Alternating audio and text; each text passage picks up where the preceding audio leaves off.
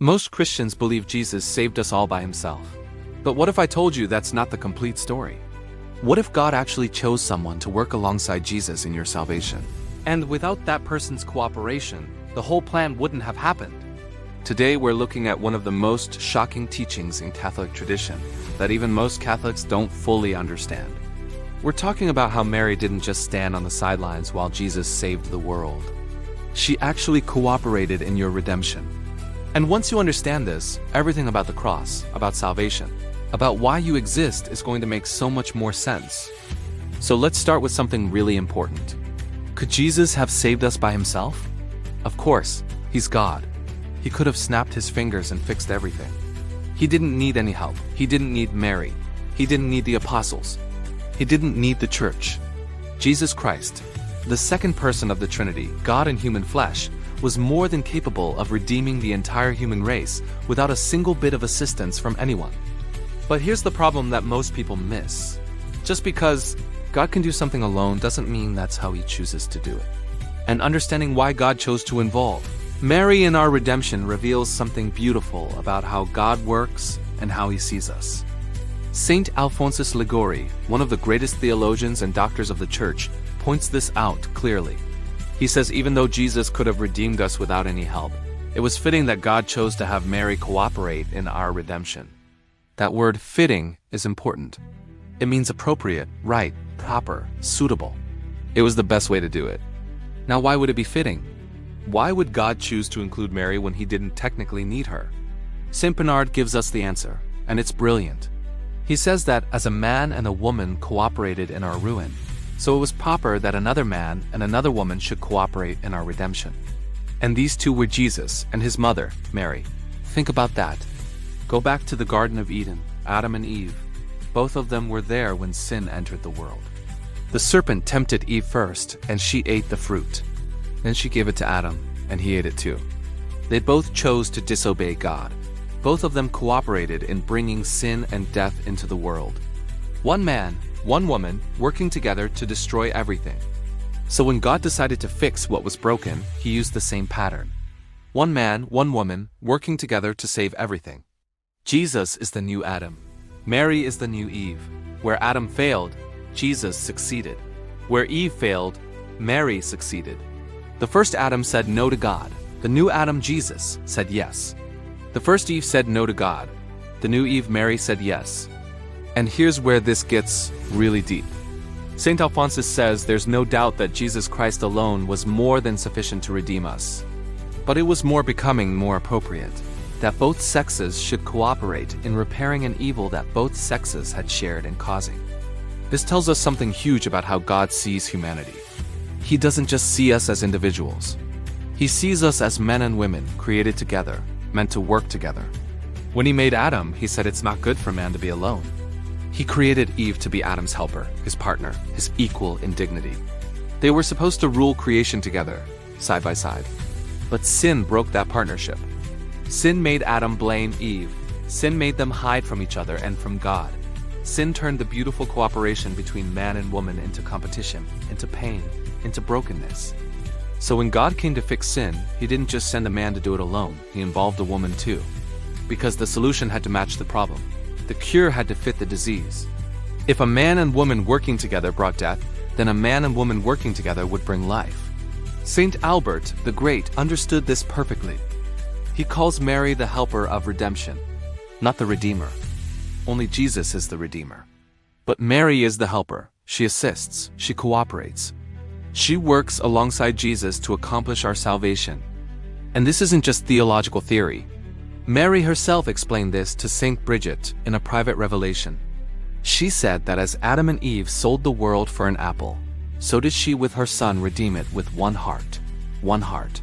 Mary and Jesus were so perfectly united in will, in love, in purpose, that they accomplished our redemption together as if they shared one heart. Now I know some of you might be thinking this sounds wrong. This sounds like we're making Mary equal to Jesus. But that's not what's happening here. Let me explain the difference. Jesus is the cause of our salvation. Mary is not. Jesus' sacrifice on the cross is what paid the price for our sins.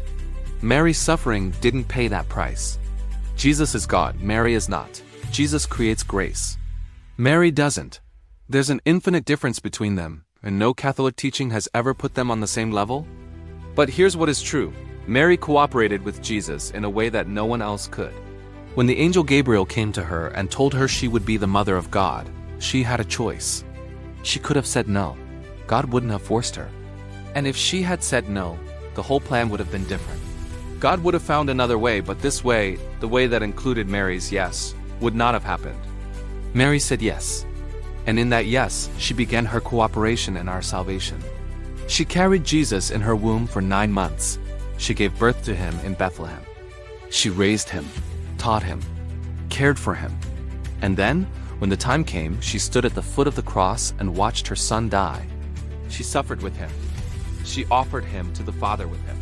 She united her will to his will so perfectly that her suffering became part of the redemptive act.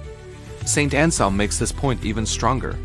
He says that although God could create the world out of nothing, yet when it was lost by sin, he would not repair the evil without the cooperation of Mary.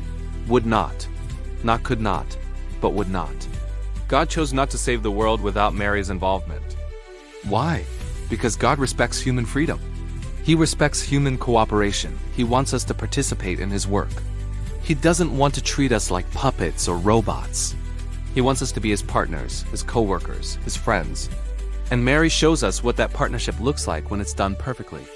Every yes Mary gave to God from the Annunciation to the foot of the cross was part of our redemption. Every act of faith, every moment of suffering, every prayer she offered, all of it was woven into the fabric of our salvation. Not because Jesus needed it, but because God wanted it. Because it was fitting, because it was the best way. And here's what this means for you right now. Because Mary cooperated in your salvation with so much love, because she gave so much glory to God through her cooperation, God has decreed that all people are to obtain their salvation through her intercession. Read that again. All people, not just Catholics, not just people who pray the rosary. All people are to obtain their salvation through Mary's intercession. Why? Because she's the cooperator in our justification. To her, God has entrusted all graces intended for us. This is the same teaching we saw in the last video about Mary and the Trinity. God chose to make Mary the channel of grace. But now we understand why.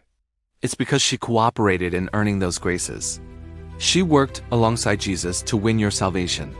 So it makes perfect sense that she would also be the one to distribute what she helped to win. Think about it like this. Imagine you and your best friend start a business together. You both work hard, you both invest everything you have, you both sacrifice to make it successful. And then when the business starts making money, your friend says, "Actually, I'm going to handle all the finances. Every dollar that comes in goes through me, and I'll make sure you get what you need." Would you be upset? No, because you trust your friend. You work together to build this. You know they have your best interests at heart. And you know they'll be fair because you're partners. That's a tiny glimpse of the relationship between Jesus and Mary. They work together to win your salvation. And now Jesus has given Mary the role of distributing the graces they won together. Not because he has to, but because he wants to honor her. Because he loves her.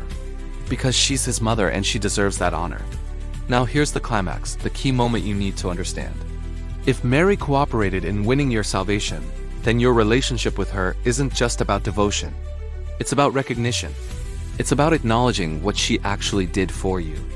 When you ignore Mary, when you act like Jesus did everything alone and Mary was just standing there, you're missing half the story. You're dishonoring someone who gave everything for you. You're rejecting the partnership that God himself established.